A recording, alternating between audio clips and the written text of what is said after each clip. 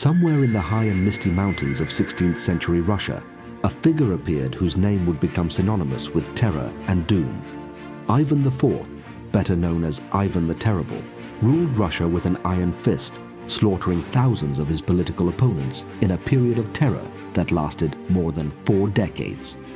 While the Russian Tsar is best known for ushering in an era of unprecedented brutality, Ivan is also credited with an event that remains unsolved to this day. This is the disappearance of the Golden Library, which is said to contain rare Hellenistic, Latin and Egyptian works from libraries in Constantinople and Alexandria, as well as Chinese texts from the 2nd century AD and manuscripts from the era of Ivan IV himself. In this video, we are transported into the heart of medieval Russia to try to understand what really happened to this remarkable library and its precious contents. In the dark corridors of St. Petersburg's National Library, among the many books, lies a treasure of Russian history. Hidden in a beautifully decorated wooden bookshelf, there is a brightly illustrated chronicle dating back to the 16th century. This historical document describes the rise of the Russian Tsars and details the first ruler to be awarded this title. On January 16, 1547, Ivan IV was crowned as the first Tsar of Russia. But the famous leader was not always the powerful figure we know today. In his early years, he experienced many hardships. Ivan's father died when he was just 3 years old, and less than 5 years later, his mother was found dead. Orphaned in childhood, he was treated like a pauper by the noble families, a humiliation that would later come back to haunt them in full force. The accumulated anger in the young boy gradually turned him into a cruel man.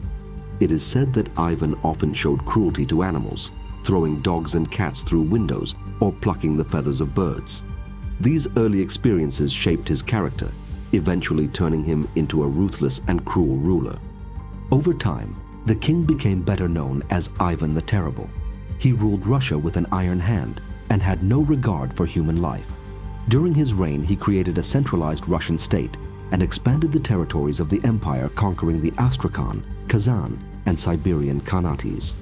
During his reign, Russia had an area of 7 million square kilometers, over 1 billion acres.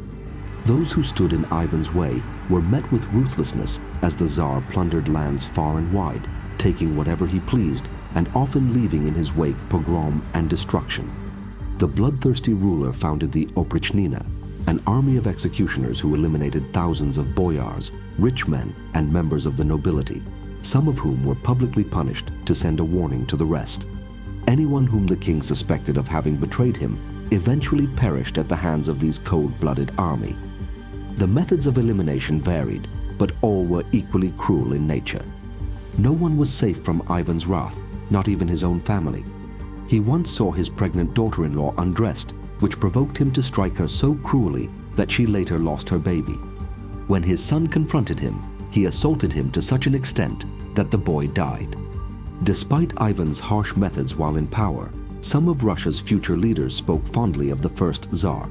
They have made some controversial statements in the past, sharing that Ivan was an incredible leader and role model.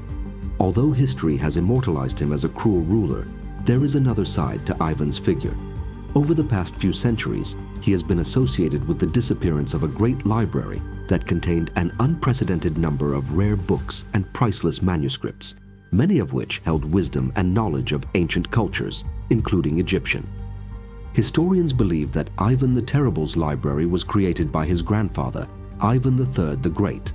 After the death of Ivan III's first wife, Maria of Tver, in 1467, Pope Paul II proposed that Ivan marry the prestigious Sophia Paleologina, who was the niece of the last Byzantine emperor, in an attempt to tie Russia to the Holy See in Rome. Thus, in 1472, Ivan and Sophia marry. It is said that as part of her personal luggage, Sophia brought to her new home in Moscow a rich collection of old books. These included much of the Constantinople library, saved from the Turks when the city fell in 1453, and some manuscripts from the ancient library of Alexandria. It is said that when Ivan IV came to power, he continued to add to the collection as he was a passionate book collector. During the height of his reign, the library contained documents written in Greek, Latin, Hebrew, and Egyptian. It even contained some Chinese texts from the 2nd century, among other documents from the era of Ivan the Terrible himself. The earliest mention of the so-called library takes us back to the early 16th century. At that time, Michael Trivolis, known as Maximus the Greek, was sent to Russia and came into contact with the Moscow Grand Duke Basil III, son of Ivan III. Trivolis was a respected scholar with a deep passion for the study of history. So when Basil began to talk to him about the countless multitudes of Greek books, Maximus asked to see them. A Russian contemporary of Michael later wrote a biography of his life entitled The Tale of Maxim the Philosopher. The biographer, Prince Kurbsky, was a respected member of Moscow noble society. In the work, he details the meeting between Michael and Basil III, writing, "Maxim was amazed and impressed and assured the prince that even in Greece he had never seen so many Greek books. Ivan the Terrible is believed to have stored many of the priceless documents in the dungeons of the Moscow Kremlin, his purpose being to protect them from the frequent fires that ravaged the city during this period. However, these documents were not there to gather dust. It is said that Ivan had them translated from their original language into Russian. One legend even states that at some point the scholars refused to proceed with the translation because they began to fear that the king would use the knowledge gained from certain texts for black magic that would harm his subjects. When the famous king died, the library simply disappeared from the historical record. Some believe it was destroyed by fire. Others claim it survived and that Ivan cursed it. According to legend, anyone trying to find its valuable contents would lose their sight forever. Despite the possibility that Ivan's library may have been physically destroyed or the myths of the legendary curse, treasure hunters search tirelessly for this lost treasure trove of knowledge.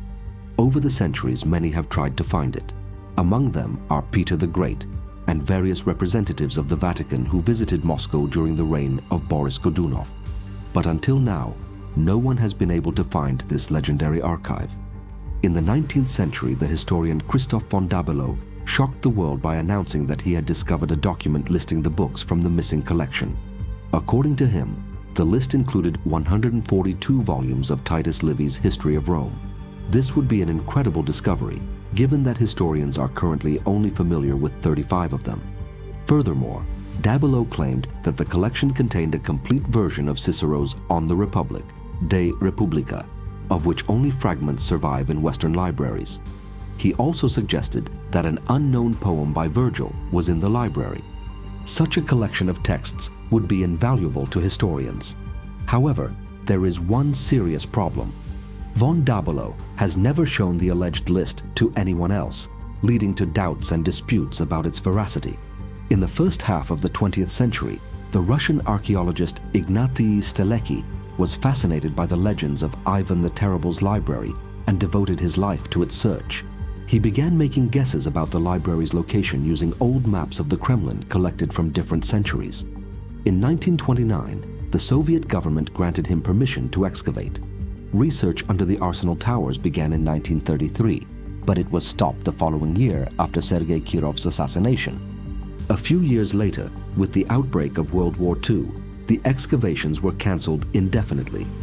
Although Stiletsky hoped to one day be able to resume his work, his health deteriorated and prevented him from realizing this dream. He departed this world in 1949. Towards the end of the 20th century, researchers and historians continued to actively search for the contents of the lost library.